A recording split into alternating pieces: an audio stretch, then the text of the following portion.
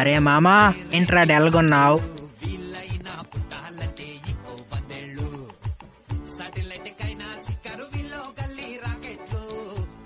Collector ఎలా అవ్వాలో ఆలోచిస్తున్నారా? ఇప్పుడు అంత రిస్క్ తీసుకోవడం అవసరమారా మామా? మరి లేకపోతే ఏంట్రా, 10th పాస్ అవడమే కష్టం అనిపించింది, కరోనా వచ్చి కాపాడింది. మా నాన్న అయితే అగ్రికల్చరల్లో జాయిన్ చేశాడు. ఏంట్రా పలకడమే రావట్లేదు, కనీసం పాస్ అవుతామారా? కాలేజ్కి వెళ్ళావు కదరా, ఏమైంది? నిన్న ప్రాజెక్ట్ ఇచ్చారా? ఏ ప్రాజెక్ట్ అది?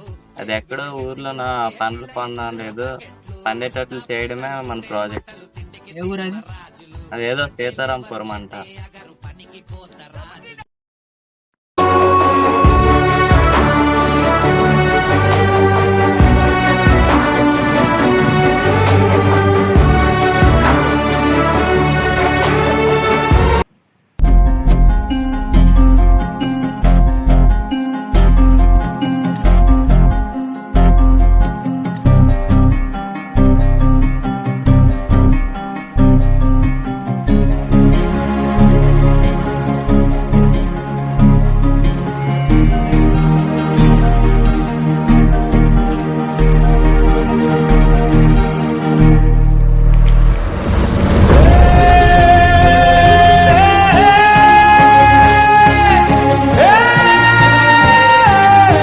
ఏమైందయ్యా?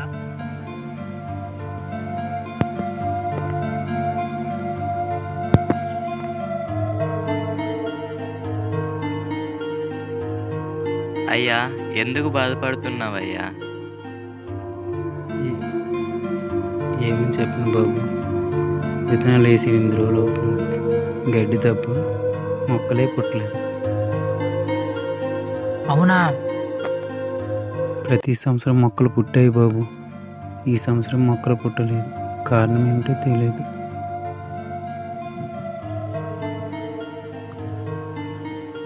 ఇక్కడ మనం టెస్ట్ చేద్దాం రా. ఎగ్జామ్ పెడతావా ఏంటి ఇప్పుడు? ఏదో జోకలే.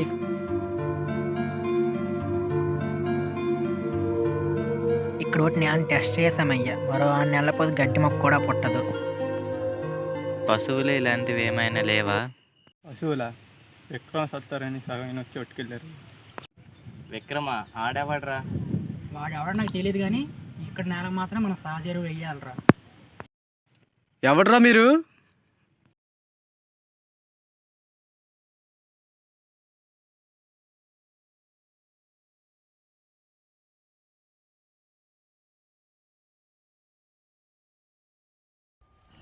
సార్, మేము స్టూడెంట్స్.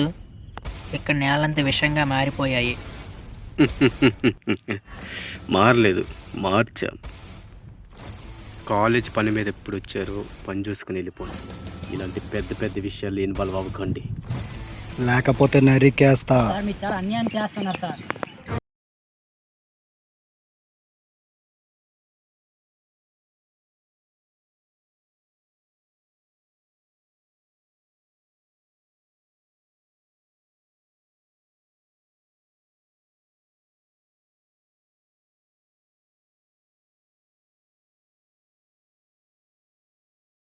కొనేవారు తప్ప ఇచ్చేవాళ్ళు ఎవరూ లేరు.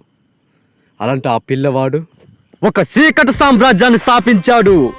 అది నేనే, విక్రమ్ సర్కార్. వాడేసిరా. ఆగండి ఆగండి ఆగండి.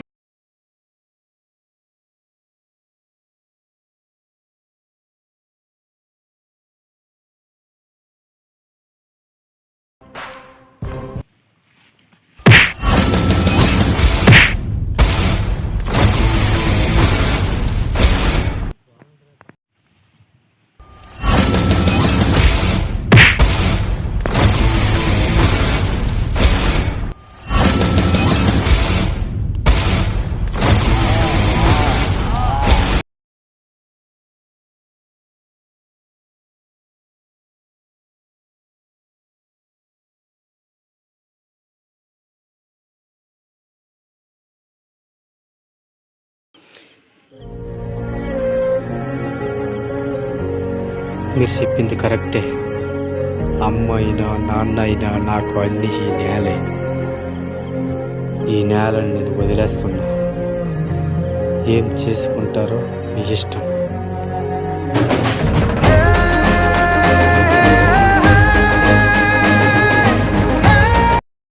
ఇప్పుడు అన్ని పొలాల్లో మొక్కలు కనబడుతున్నాయి బాబు. సేంద్రియ ఎరువులు వాడడం వల్లే మొక్కలు బాగా పుడతాయి, లేకపోతే చనిపోతాయి. ఇప్పటికైనా తెలుసుకున్నారా?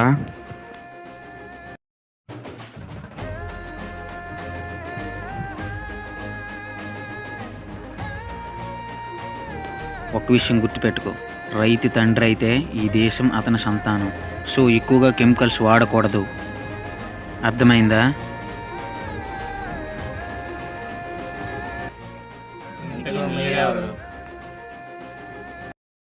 నేను కూడా రైతు బిడ్డనే.